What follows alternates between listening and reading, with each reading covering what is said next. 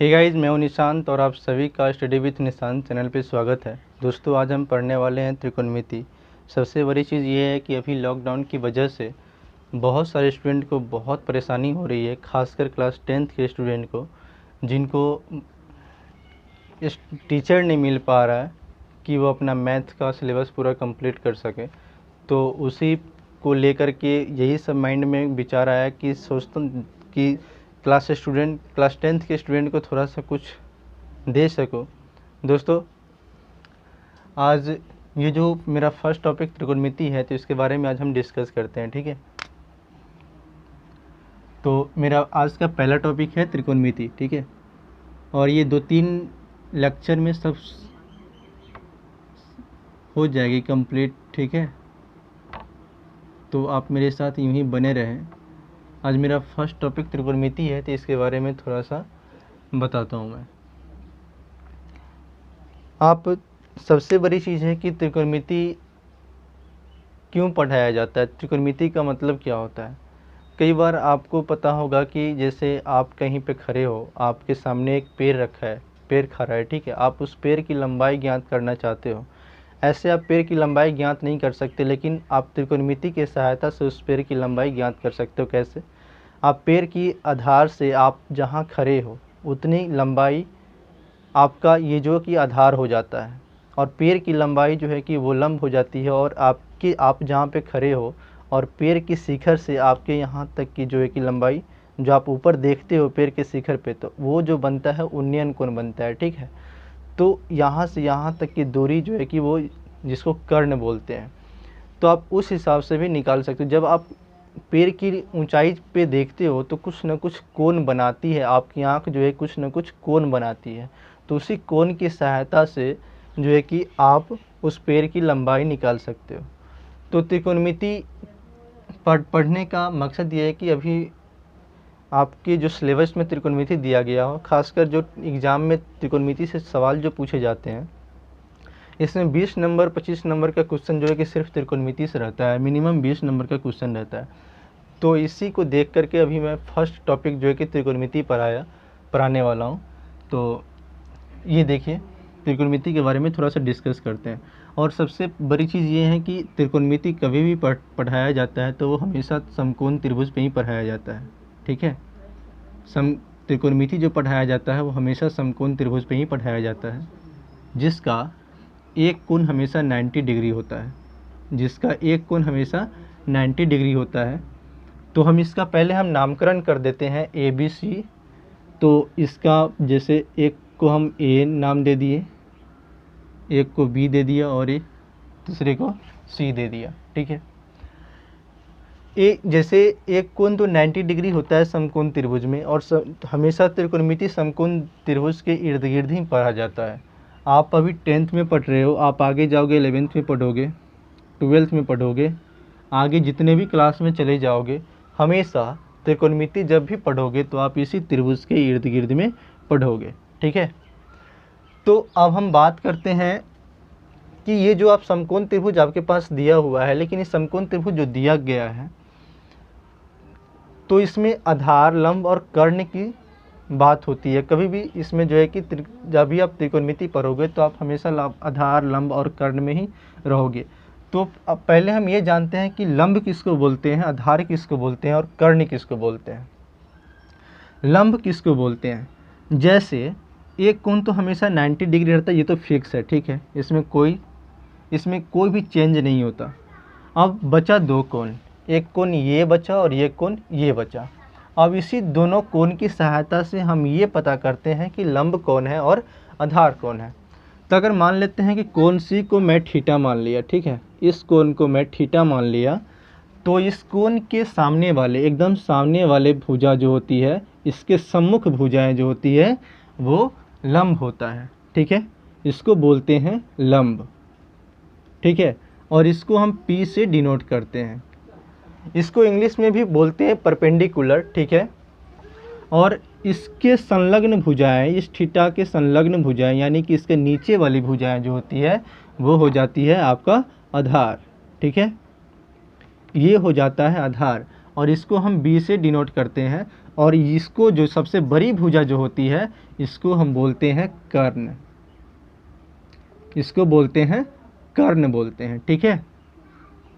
और उसको हम एच से डिनोट करते हैं, किससे डिनोट करते हैं, एच से डिनोट करते हैं। अब बात करते हैं कि पी को हम क्या बोलते हैं, पी को बोलते हैं परपेंडिकुलर,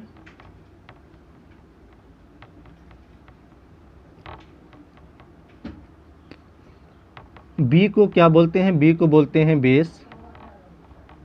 परपेंडिकुलर का मतलब हो जाता है लंब, बेस का मतलब हो जाता है आधार, और एच को क्या बोलते हैं, एच को बोलते हैं हाइपोटेनियस।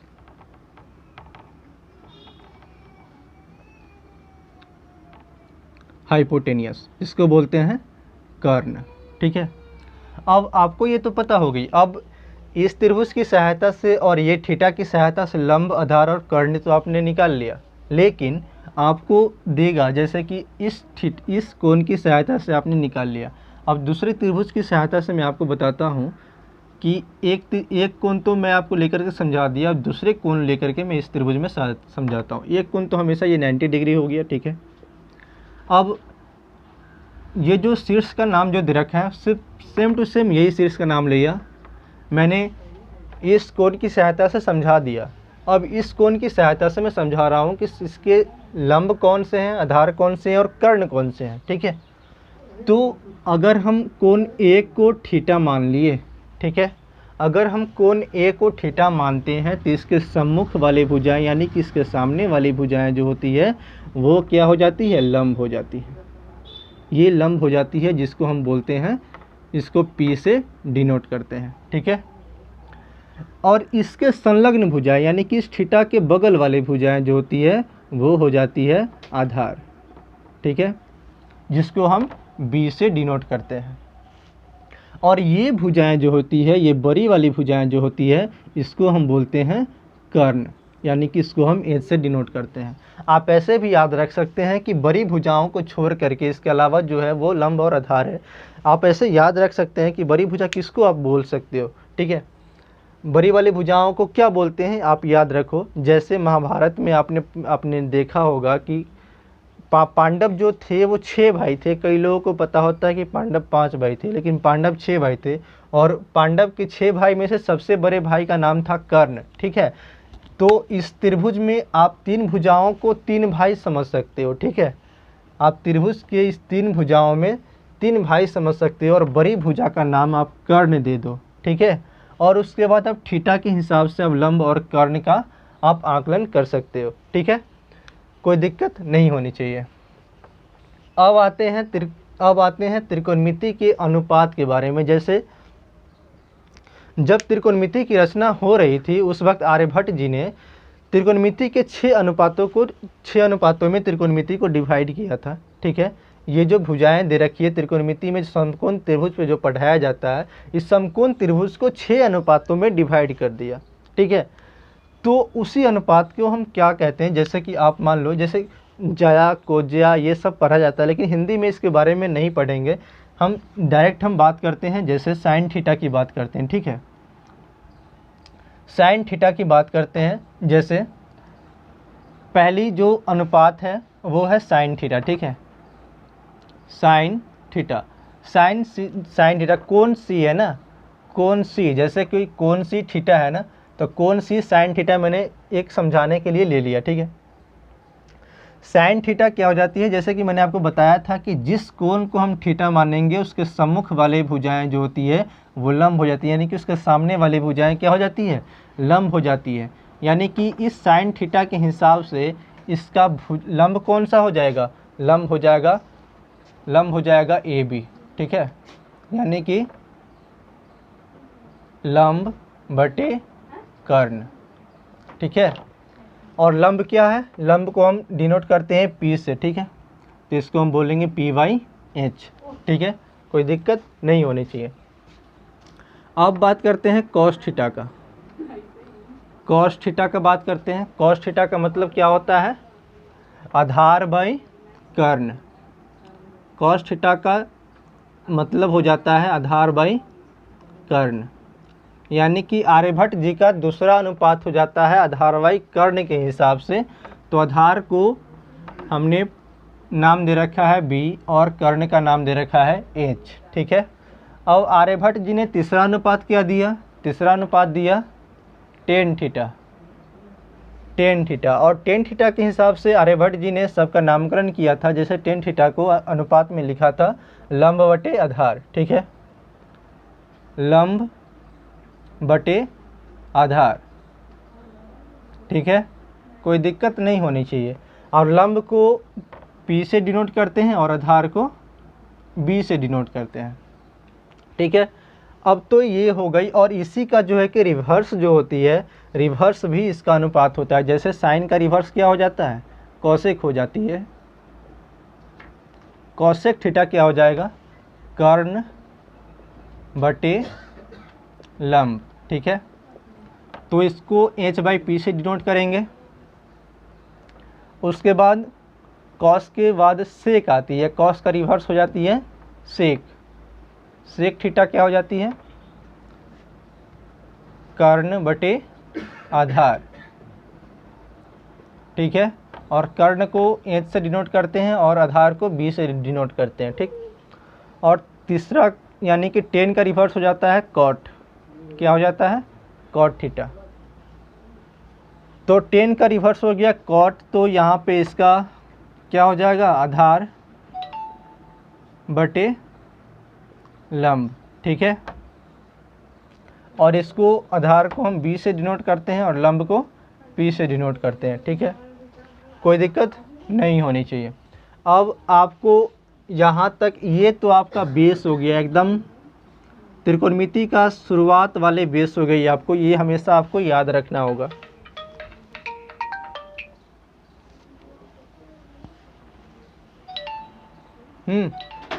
मोनू, तो ये तो आपका हो गया बेस, ठीक है।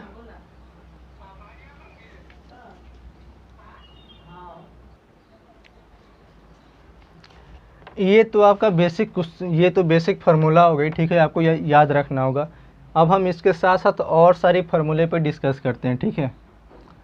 तो अब मेरा इसको छोड़कर पहला फार्मूला क्या आता है, यहाँ से देखेंगे। पहला फार्मूला आता है साइन थीटा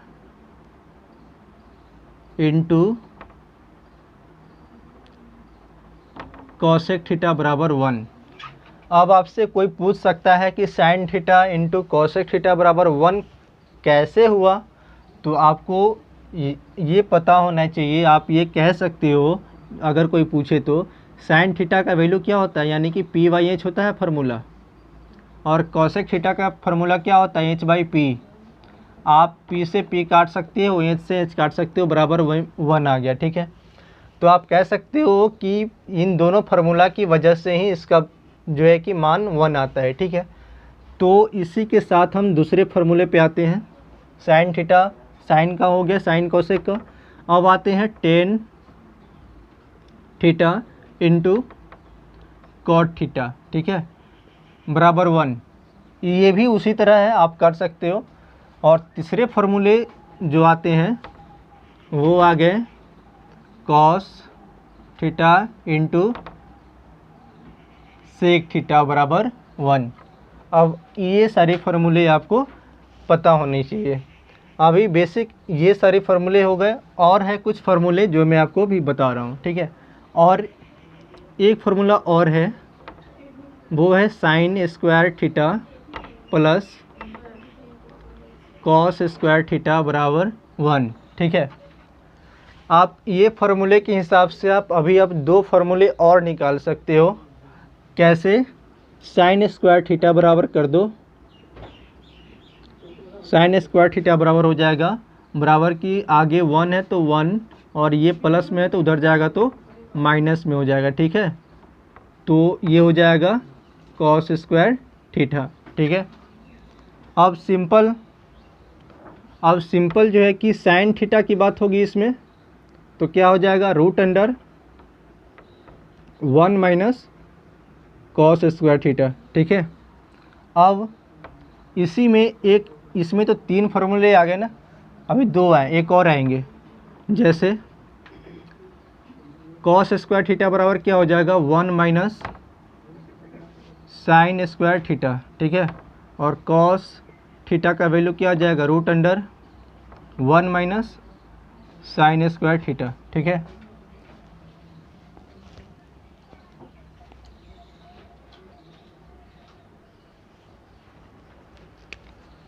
अब दूसरे फार्मूले पे आते हैं। दूसरा फार्मूला क्या है,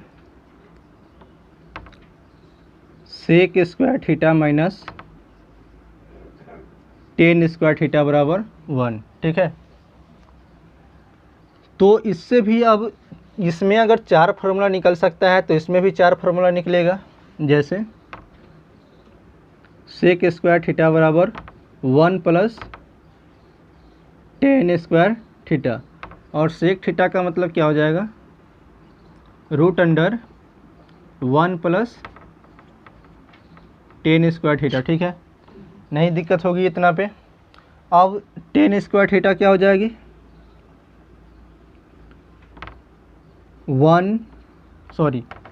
सेक स्क्वायर थीटा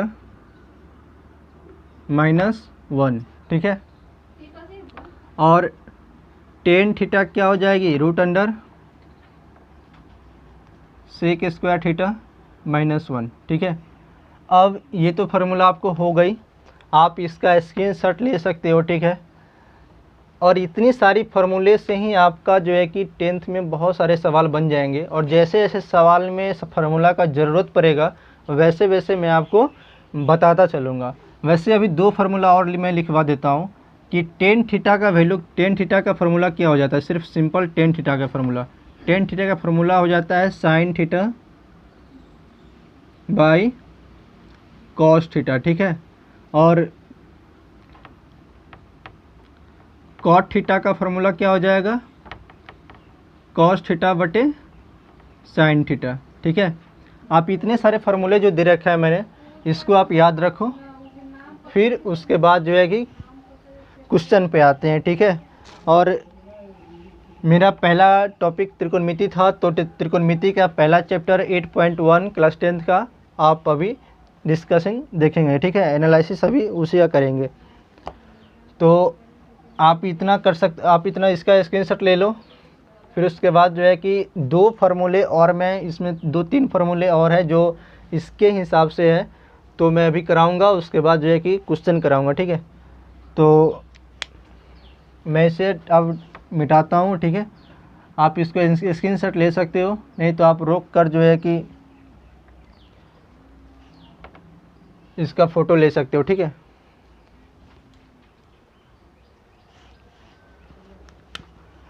अब हम बात करते हैं दूसरे फार्मूला जो मैंने आपको बताया था कि अब इसके हिसाब से फार्मूला कौन सा है। जैसे आपको कर्ण निकालना होगा, ठीक है। कर्ण अगर निकालना होगा तो पहले होता है कर्ण स्क्वायर बराबर होता है लंब का स्क्वायर प्लस आधार का स्क्वायर, ठीक है। सिंपल कर्ण निकालना होगा तो क्या करेंगे √, लंब का स्क्वायर प्लस आधार का स्क्वायर, ठीक है। कोई दिक्कत नहीं है। अब आपको इसी के हिसाब से अगर लंब सिर्फ निकालना होगा तो क्या करोगे, लंब निकालना होगा तो क्या करोगे √, कर्ण का स्क्वायर माइनस आधार का स्क्वायर, ठीक है। अब अगर आपको आधार निकालना होगा तो क्या करोगे √, कर्ण का स्क्वायर माइनस लंब का स्क्वायर, ठीक है। कहने का मतलब ये है कि एगो छोटका निकालने के लिए बड़का में से दूसरा का छोटका को घटा देंगे, ठीक है। और लंब निकालने के लिए क्या करेंगे कि बड़का में से आधार जो है ना उसको हम घटा देंगे, ठीक है। तो ये तो आपका हो गया। अब आते हैं चैप्टर नंबर 8.1 पे, ठीक है। और 8.1 पे आते हैं और उसका पहला क्वेश्चन क्या कह रहा है वो हम देखते हैं, ठीक है। तो पहला क्वेश्चन कह रहा है कि त्रिभुज ABC में जिसका B कोण समकोण है और AB दिया हुआ है 24 सेंटीमीटर और BC 7 सेंटीमीटर दे रखा है, ठीक है। तो ये त्रिभुज ही रहने देते हैं और बोल रहा है कि त्रिभुज ABC में जिसका B कोण समकोण है, यानी कि ये कोण समकोण है, और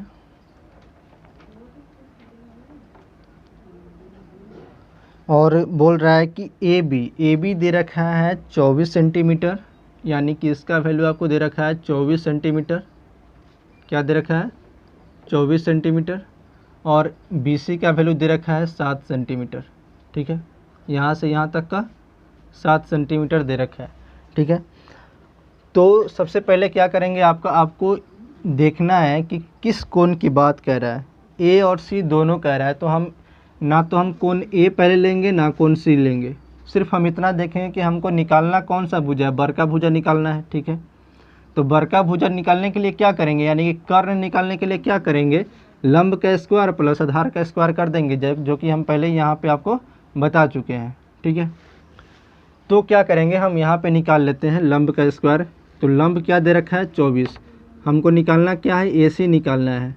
AC निकालना है तो लंब क्या है, इसमें मान लेते हैं लंब तत्काल के लिए अभी AB मान लेते हैं, AB का स्क्वायर प्लस BC का स्क्वायर। ठीक है, तो AB का वैल्यू हमें दे रखा है 24। ठीक है, 24 दे रखा है, 24 का स्क्वायर प्लस 7 का स्क्वायर हो जाएगा 49। ठीक है, और 24 का स्क्वायर क्या हो जाएगा 576 प्लस 49, 7 का स्क्वायर हो जाएगा 49। ठीक है, तो यहाँ पे आपका आ गया, जैसे तो यहाँ रूट में क्या आ गया, रूट में आ गया 625 आ गया। तो 625 का स्क्वायर रूट क्या होता है, मतलब कि वर्गमूल क्या हो जाता है 25। ठीक है, तो आपका AC का वैल्यू आ चुका है 25 सेंटीमीटर, 25 सेंटीमीटर। ठीक है, कोई दिक्कत कोई परेशानी नहीं होनी चाहिए। अब इसमें का क्या रहा है, पहला क्वेश्चन का पहला क्वेश्चन। ठीक है, पहला का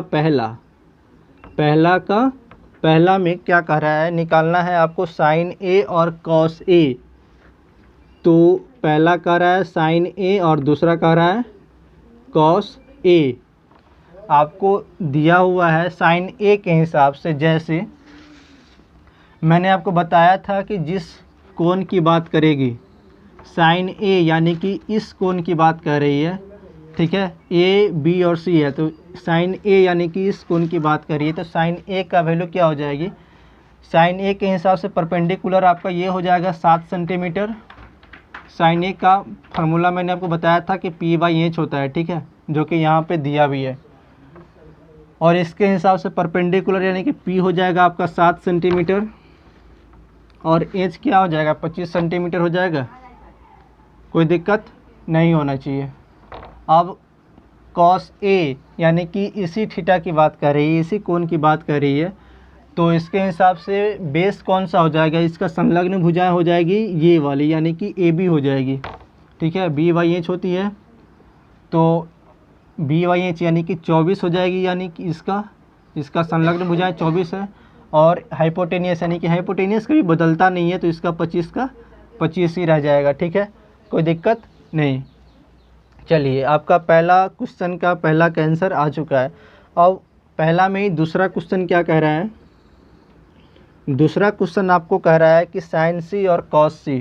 क्या कह रहा है, साइन C और कॉस C। ठीक है, साइन C यानी कि इस कोण की बात कर रही है। ठीक है, साइन C के हिसाब से परपेंडिकुलर कौन हो जाएगा 24 सेंटीमीटर। साइन C क्या हो जाएगा P/H, यानी कि इसके हिसाब से परपेंडिकुलर हो जाएगा 24, और H तो कभी बदलेगा नहीं, 25 हो जाएगा। इसके हिसाब से B कौन सा हो जाएगा, BC हो जाएगा, जो कि हम दिए हुआ है B/H। तो B क्या है 7 सेंटीमीटर बाई H क्या हो जाएगा 25 सेंटीमीटर। ठीक है, ये आपका पहला क्वेश्चन का सारा आंसर आ चुका है। ठीक है, आप देख सकते हो। अब चलते हैं क्वेश्चन नंबर 2 पे। क्वेश्चन नंबर 2 क्या कह रहा है, अब ये देखते हैं। ठीक है, हम सिर्फ इस सब का जो है कि जो नामकरण जो है उस सबको मिटा देते हैं, त्रिभुज वही रहेगी, ठीक है। और बोल रहा है क्वेश्चन नंबर 2 में, ये क्वेश्चन तो हो चुका है। क्वेश्चन नंबर 2 में कह रहा है कि आकृति 8.13 में tan p minus cot r का मान ज्ञात करना है, ठीक है। आकृति हमको दे रखा है और जिसका वैल्यू आपको, इसका वैल्यू दे रखा है 12 सेंटीमीटर और इसका वैल्यू दे रखा है 13 सेंटीमीटर, ठीक है। तो आपको पता है, मैं बता चुका हूँ कि अगर आपको कर्ण दिया, लंब दिया, तो आपको आधार निकालना है, यानी कि इसकी वैल्यू निकालनी है। अगर आधार निकालनी है तो क्या करेंगे, इसका नामकरण क्या दे रखा है, P, Q और R, ठीक है। और यहाँ पे आपको दे रखा है कर्ण का वैल्यू दे रखा है और लंब का वैल्यू दे रखा है, PR का वैल्यू दे रखा है, यानी कि PR का वैल्यू दे रखा है 13, PQ का वैल्यू दे रखा है आपको 12 और आपको निकालना है QR। तो QR आप कैसे निकालोगे, QR निकालने के लिए क्या करोगे, बड़का में से छोटका घटा देंगे, ठीक है। तो 13 का स्क्वायर माइनस 12 का स्क्वायर कर देंगे। कोई प्रॉब्लम हो गई यहाँ पे? नहीं। चलो यहाँ पे आपको आ जाएगी कितना, 13 का स्क्वायर हो जाएगा 169 माइनस 12 का स्क्वायर हो जाएगा 144, ठीक है। अब इसमें से आप माइनस करोगे तो रूट में आपको आ जाएगा 25, आप 25 आ गई, ठीक है। कोई प्रॉब्लम नहीं। अब इसको रूट से बाहर करोगे, रूट से जैसे ही बाहर करोगे तो ये बराबर में आ जाएगा 5, यानी कहने का सेंस ये है कि आपका QR का वैल्यू 5 आ गया, यानी कि बेस आपका आ गया 5 सेंटीमीटर, ठीक है। अब इसमें कह रहा है tan p minus cot r, यानी कि tan p minus cot r की वैल्यू निकालनी है, ठीक है।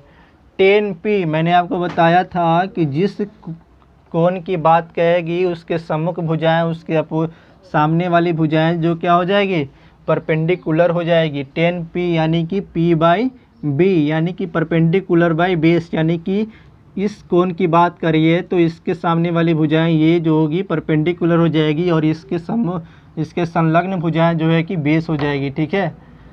तो इसका क्या हो जाएगा 5/12, यानी कि इसके सामने 5 यानी कि परपेंडिकुलर ये हो जाएगी, और b क्या हो जाएगी 12 माइनस कॉट r, यानी कि अब इस थीटा की, इस कोण की बात कर रहे हैं, यानी कि r वाले कोण की बात कर रहा है, ठीक है।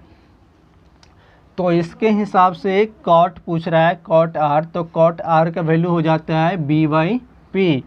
तो इसका कॉट r का संलग्न भुजाएं क्या है, ये QR है जो कि 5 सेंटीमीटर आपको दे रखा है, ठीक है। 5/p क्या दे रखा है आपको 12 सेंटीमीटर, ठीक है। अब इसके हिसाब से आप देख सकते हो कि ये दोनों जो है कि माइनस करोगे तो क्या आ जाएगा 0। कैसे? क्योंकि 5/12 इधर भी है, 5/12 इधर भी है, दोनों में माइनस किया तो यहाँ पे 0 आ गई, ठीक है। कोई दिक्कत, कोई परेशानी नहीं है। चलो अब आते हैं क्वेश्चन नंबर 3 पे। क्वेश्चन नंबर 3 क्या कह रहा है, क्वेश्चन नंबर 3 कह रहा है कि यदि sin a बराबर 3/4 दिया हो, क्वेश्चन नंबर 3 कह रहा है कि sin a बराबर 3/4 दिया हो, ठीक है। अब हम इसको मिटा देते हैं, कोई इसकी अब कोई ज़रूरत नहीं है, ठीक है। अब हम इसको मिटाते हैं, अब इसकी कोई ज़रूरत नहीं है। क्वेश्चन नंबर 3 कह रहा है कि यदि sin a बराबर 3/4 दे रखा है तो cos a और tan a का मान ज्ञात करना है, ठीक है। तो अगर देखो, सबसे बड़ी चीज़ इसमें एक चीज़ और बताता हूँ कि अगर थीटा का वैल्यू सेम दिया रहे, ठीक है, तो यहाँ पे आपको त्रिभुज बनाने की ज़रूरत नहीं पड़ेगी। क्या? अगर थीटा का वैल्यू सेम दिया रहे तो यहाँ पे आपको त्रिभुज बनाने की ज़रूरत नहीं पड़ेगी, यानी कि ए सब में दे रखा है तो यहाँ पे त्रिभुज बनाना नहीं पड़ेगा। तो हम जानते हैं कि साइन ए की वैल्यू, साइन ए का फार्मूला क्या हो जाता है, P/H, और P का वैल्यू दे रखा है 3 सेंटीमीटर और H का वैल्यू दे रखा है 4 सेंटीमीटर। और हमको निकालना क्या है, P और H दे रखा है तो हमको निकालना है B। तो क्या आपको पता है कि बड़की भुजा में से छोटकी भुजा निकालते हैं, यानी कि H square minus P square करते हैं, ठीक है। तो H स्क्वायर का वैल्यू आपको क्या दे रखा है, H स्क्वायर का वैल्यू दे रखा है 4 का स्क्वायर करोगे माइनस 3 का स्क्वायर करोगे, ठीक है, कोई दिक्कत नहीं। 4 का स्क्वायर करोगे तो आपका आ जाएगा 16 माइनस 3 का स्क्वायर करोगे 9 आ जाएगा, ठीक है।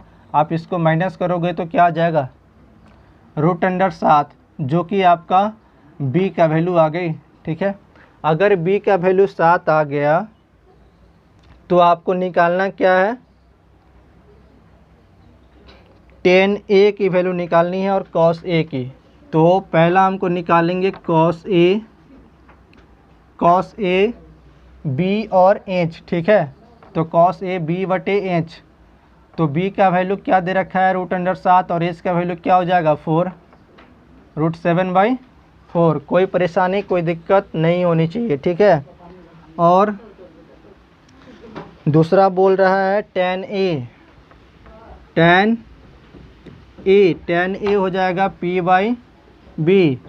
P का वैल्यू क्या दे रखा है, P का वैल्यू आपको दे रखा है 3, और B का वैल्यू हो जाएगा आपका √7, ठीक है, कोई दिक्कत नहीं। चलो अब चलते हैं क्वेश्चन नंबर 4 पे, ठीक है।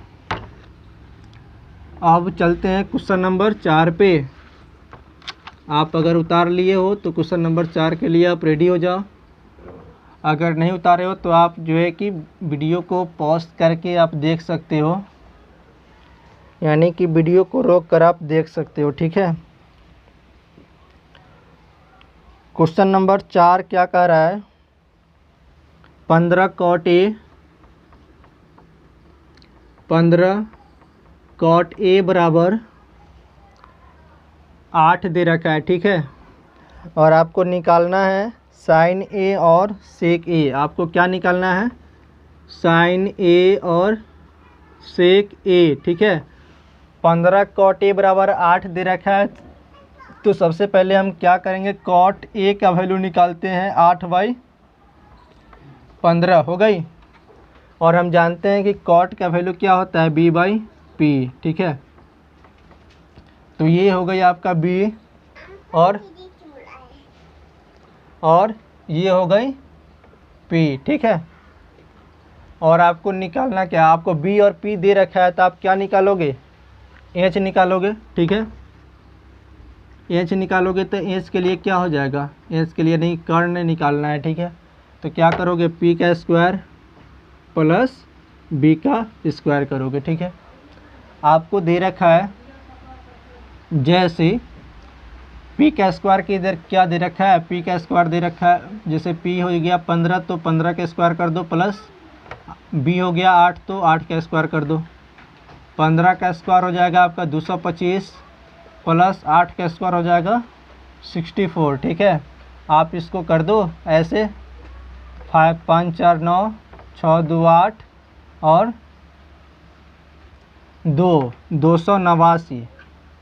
तो 289 किसका वर्गमूल है भाई, सॉरी किसका स्क्वायर है, तो इसका स्क्वायर रूट क्या हो जाएगा, तो आपका इसका स्क्वायर रूट हो जाएगा 17, ठीक है। यानी कि H आपका निकल चुका है, H निकल गया 17। अब आप देख लो साइन A, यानी कि साइन थीटा का फॉर्मूला मैंने बताया था P/H होता है, ठीक है। तो P क्या दे रखा है आपको, 15 दे रखा है, और H आपको क्या निकल कर के आया है, 17, ठीक है। पहला आंसर आ चुका है। सेक क्या दे रखा है, सेक आपको है, सेक में फार्मूला क्या होता है, H/B, आपको H दे रखा है 17 और B क्या दे रखा है, 8 दे रखा है, ठीक है। कोई दिक्कत कोई परेशानी नहीं। चलो आपका क्वेश्चन नंबर 4 कंप्लीट हो चुका है, ठीक है। अब चलते हैं क्वेश्चन नंबर 5 पे, ठीक है। क्वेश्चन नंबर 5 पे चलते हैं। आप वीडियो को पॉज करके आप इसका सल्यूशन देख सकते हो, क्योंकि ज़्यादा लंबा वीडियो हो जाएगा, इस वजह से जल्दी जल्दी मैं इसको कवर कर रहा हूँ। ठीक है, तो क्वेश्चन नंबर 5 में क्या कह रहा है कि सेक थीटा बराबर 13/12 है। ठीक है, वैसे जैसे आप निकाले हो ना, जैसे बता ही देता हूँ, चलो कोई दिक्कत नहीं है। सेक थीटा बराबर आपको दे रखा है 13/12। ठीक है, और हम जानते हैं कि सेक थीटा का फॉर्मूला होता है h/b। तो h का वैल्यू दे रखा है 13 और b का वैल्यू दे रखा है 12। ठीक है, और आपको निकालना है p। क्या निकालना है? p निकालना है। p निकालना है तो हम क्या करेंगे? h का स्क्वायर माइनस b का स्क्वायर करेंगे। कोई दिक्कत, कोई परेशानी नहीं। चलो, तो p निकालेंगे तो क्या करेंगे? अब h का वैल्यू क्या दे रखा है? 13 का स्क्वायर करेंगे 169 माइनस 12 के स्क्वायर करेंगे 144। ठीक है, अब इसको माइनस करोगे 25 आएगा। ठीक है, इसको माइनस करोगे 25 आएगा।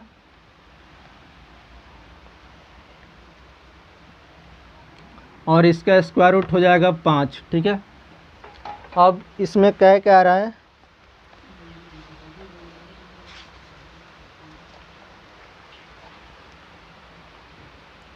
इसका कह रहा है कि त्रिकोणमितीय अनुपात परिकल्पित करना है, यानी कि सारे के सारे जो निकालने, जैसे आपको त्रिकोणमितीय अनुपात यानी कि अनुपात के बारे में बताया था कि साइन कॉस टेन इस सब की वैल्यू निकालनी है। तो आपको सेक दे रखा है तो आप पहले कॉस का ही निकाल लो। कॉस हो जाएगा आपका 12/13, पहला आगे आ चुका है। अब साइन का निकाल लो। साइन थीटा का वैल्यू क्या हो जाएगा? p/h, यानी कि 5/13। कॉसेक थीटा हो जाएगा इसका रिवर्स 13/5। कोई दिक्कत पर कोई परेशानी नहीं। चलो, अब टेन थीटा का वैल्यू निकालता हूँ। ठीक है, टेन थीटा का वैल्यू क्या हो जाएगा? p/b, यानी कि 5/12। और कॉट थीटा का वैल्यू क्या आ जाएगा? 12/5। चलो, क्वेश्चन नंबर 5 आपका पूरी तरह से कंप्लीट हो गया। ठीक है दोस्तों, आज के लिए इतना ही। अगर आपको ये वीडियो पसंद आई होगी तो अपने दोस्तों के साथ शेयर करें और इस चैनल को ज़रूर सब्सक्राइब करें, ताकि आने वाले सारे के सारे वीडियो आपको उपलब्ध होता रहे डेली बेसिस पे। ठीक है, तो आज के लिए इतना ही। जय Hind, thank you very much.